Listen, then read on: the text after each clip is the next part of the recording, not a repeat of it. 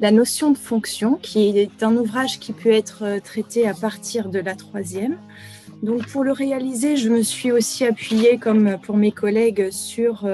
les programmes et les ressources d'accompagnement donc sur le thème des fonctions au cycle 4. Alors l'ouvrage débute par une première partie qui est intitulée « Je révise les notions essentielles » et dans laquelle on va commencer par revoir la notion de fonction comme une dépendance de deux grandeurs. Alors toujours dans cette première étape, l'élève va être guidé afin de se familiariser avec la notation fonctionnelle qui n'est pas évidente pour lui à juste titre, ainsi que le vocabulaire associé, à savoir la notion de variable, de grandeur, d'antécédent et d'image. Alors pour faciliter l'élève dans son apprentissage et débloquer donc une des difficultés qu'il peut rencontrer, on a choisi d'utiliser un code couleur pour bien différencier la grandeur mesurée de la variable et visualiser où elle se place dans les notations et dans les différentes représentations. Et ce code couleur a été conservé tout au long de la première partie de cet ouvrage. Et comme on peut le voir ici, donc on a représenté les antécédents en vert et les images en rouge. Alors une fois ces généralités vues et les premiers points de blocage levés, les étapes 2, 3 et 4 vont faire travailler l'élève sur les différentes représentations des fonctions, donc qui sont vues sous la forme d'un tableau de valeurs dans l'étape 2,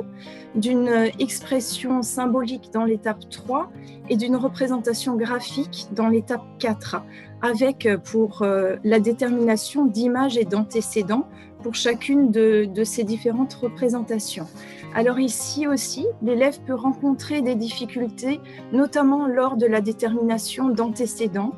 Alors pour remédier à cela, l'idée c'était dans cet ouvrage de détailler cette détermination d'images et d'antécédents pour chaque représentation,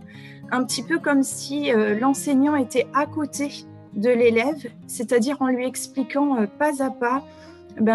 comment faire, donc la méthode à suivre et en l'illustrant par des exemples.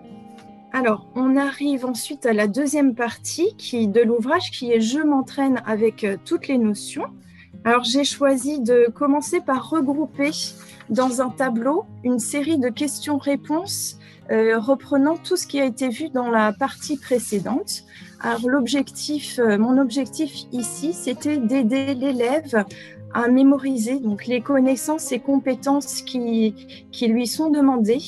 et de retravailler donc le plus facilement et rapidement possible, voire même de lui permettre de faire des feedbacks dans l'année